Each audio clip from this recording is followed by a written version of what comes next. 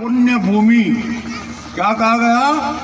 पुण्य भूमि भारत। और पुण्य भूमि भारत इसलिए कहा गया कि दुनिया के किसी भी देश में, दुनिया के किसी भी देश में भगवान ने स्वयं ने अवतार नहीं लिया। हाँ, उन्हें दूध भेज दिए होंगे, उनके बेटे को भेज दिया होगा, लेकिन स्वयं भगवान ने अगर अवतार लिया तो इस मेरी भारत माता की इस धरती पर लिया। 24 अवतार भगवान के यहाँ हुए हैं। राम हुए, कृष्ण हुए, अर्जुन जैसे धनुर्धर यहाँ पर पैदा हुए, कर्ण जैसे दानी यहाँ हुए, भीष्म पितामह जैसे वीरव्रती यहाँ हुए, झांसी की रानी दुर्गावती जैसी और सीता जैसी, सावित्री जैसी नारियां यहाँ पर पैदा हुई। ऐसा गौरवशाली देश, और इस देश को विश्व गुरु कहा गया। अति प्राचीन, अभी संस्कृत भाषा की चर्चा हो रही थी, सबसे प्राचीन भाषा अगर दुनिया में कोई है, सब बोलियों की माँ है संस्कृत भाषा। वो संस्कृत भाषा हमारे देश में भगवान के शंकर के डमरू से निकलती है। तो जिसने दुनिया को बोलना सिखाया, इसलिए कहा विश्व गुरु भारत। भारत में सोने चांदी दूध का कोई कमी नहीं थी, इसलिए इसको सोने की चिड़िया भी कहा गया। विश्व को ज्ञान दिया, सोने की चिड़िया ये देश रहा। और ऐसा गौरवशाली राष्ट्र, तो ये फिर लोग कहते हैं साहब इतना वीर और गौरवशाली दुनिया का गुरु ये देश था, तो फिर कुछ मुसलमान यहाँ पर आए हैं, इस्लाम वाले, और उन्होंने यहाँ पर हमला किया, उनके गुलाम कैसे बन गए?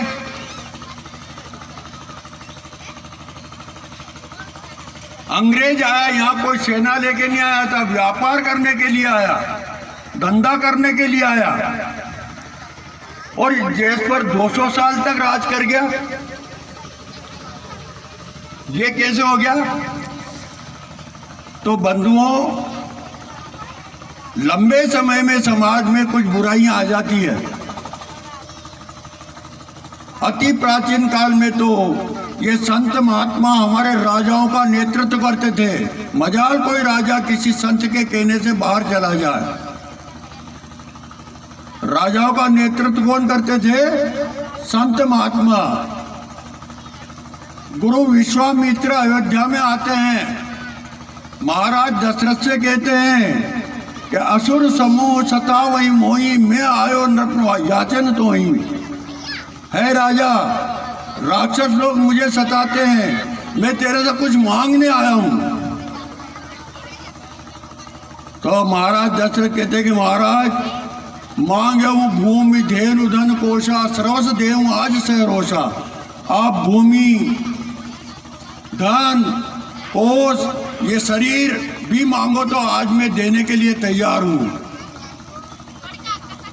तो मांगा क्या उनने कि दोनों तेरे बेटे राम लखन ये मुझे दे दे, ये राक्षसों से लड़ेंगे, तू नहीं लड़ सकता, ना तेरी सेना लड़ सकती।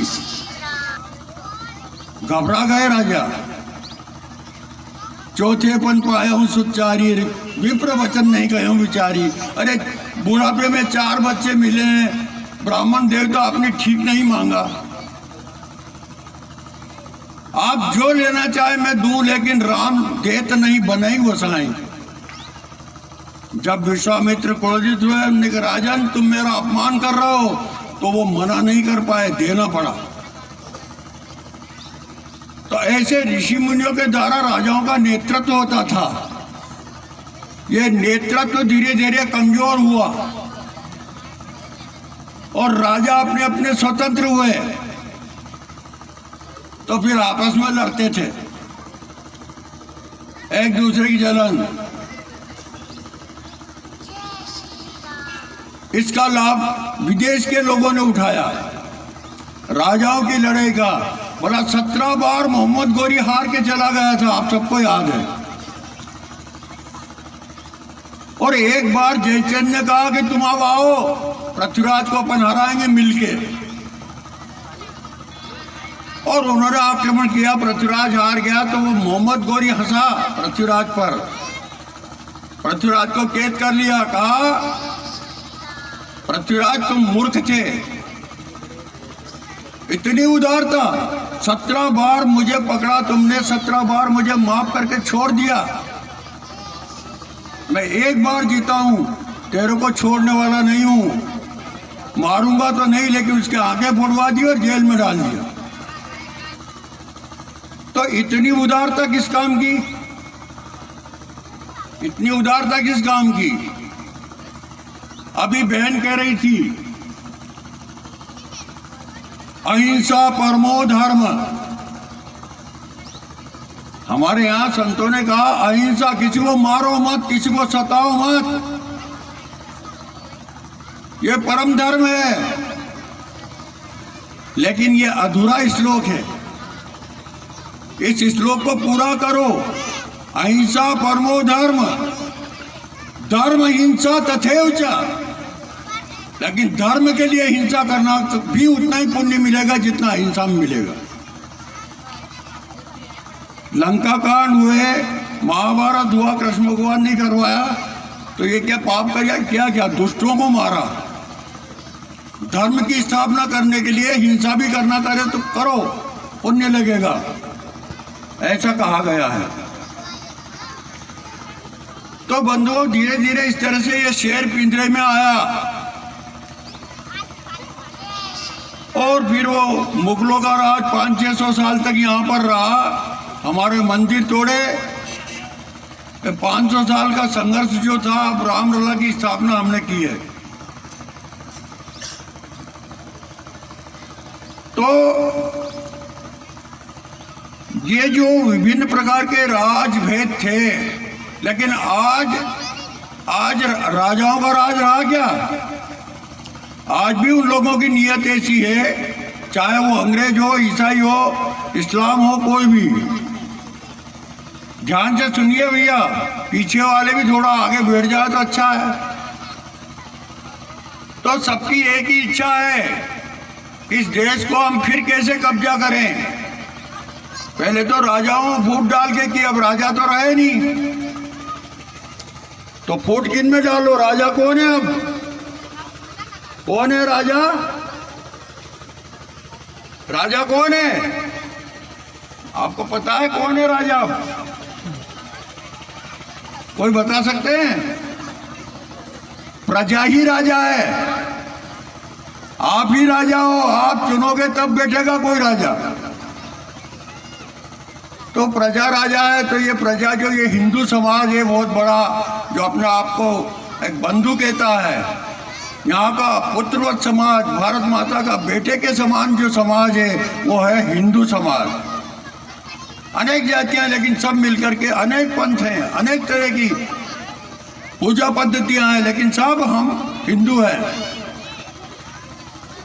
कोई भगवान शंकर को मानता होगा, कोई राम जी को मानता होगा, कोई कृष्ण भगवान को मानता होगा, कोई कबीर देव को मानता होगा, कोई राधा स्वामी को मानता होगा, कोई रैदास जी को मानता होगा, लेकिन सब हम कौन हैं? हिंदू हैं। और ये हिंदू समाज में फूट डालो तो फिर अपना राज्य कायम हो सकता है। इसलिए इस हिंदू समाज को तोड़ने के अनेक प्रयास चल रहे हैं, तरह तरह के षड्यंत्र चल रहे हैं, विदेशों से पैसा आ रहा है, कई गुट बनाए जा रहे हैं, हिंदू समाज को आपस में लड़ाया जा रहा है। इन षड्यंत्रों से हमको सावधान रहने की आवश्यकता है। इसलिए हिंदू समाज ये सो जाता है, सोता रहता, सोया हुआ शेर है, तो कहीं ना कहीं टोचो लगा के यानी जगाना पड़े कि आपको जगाने के लिए बड़े बड़े हिंदू सम्मेलन किए जा रहे हैं कि भैया लड़ो मत आपस में। दीदी कह रही थी कि सबके अंग एक समान है, 2 हाथ भगवान ने सबको दिए, सबका खून लाल ही है, सबके 2 आंखें हैं, किसी के 4 आंखें नहीं है। भगवान ने तो सबको बराबर करके भेजा है। गीता में कृष्ण भगवान कहते हैं कि चातुर्वर्ण्यमयम् षष्ठम्, गुण कर्म विभाग सा। चतुर्वर्णों की रचना मैंने की, लेकिन गुण और स्वभाव के अनुसार, जिसका जिस काम को करने का स्वभाव था उसके अनुसार किया। लेकिन ये ऊंच नीच छुआछूत कहाँ से आ गई? भगवान राम को हम प्रेरणा मानते हैं। भगवान राम ने तो नहीं किया, वनवास हुआ, और वनवास हुआ तो जब वन में चले तो केवट को गले लगाया, निषाद को गले लगाया, सबरी के झूठे बेर खाए, वानरों को गले लगाया, रीछों को गले लगाया। ये वानर रीछ जातियां थी। वन में रहने वाले लोगों का संगठन खड़ा किया। वो हनुमान जी जब लंका में जाते हैं ना, तो विभीषण जी पूछते हैं कि राम का स्वभाव कैसा है, क्या मेरे भाई ने उनकी पत्नी का हरण कर लिया, मुझे माफ कर देंगे, मुझे शरण में ले लेंगे? तो हनुमान जी कहते हैं कि भैया इतने उदार है। वाल्मीकि जी लिखते हैं समुद्र एव गंभीरम, समुद्र के समान गंभीर उनका स्वभाव है।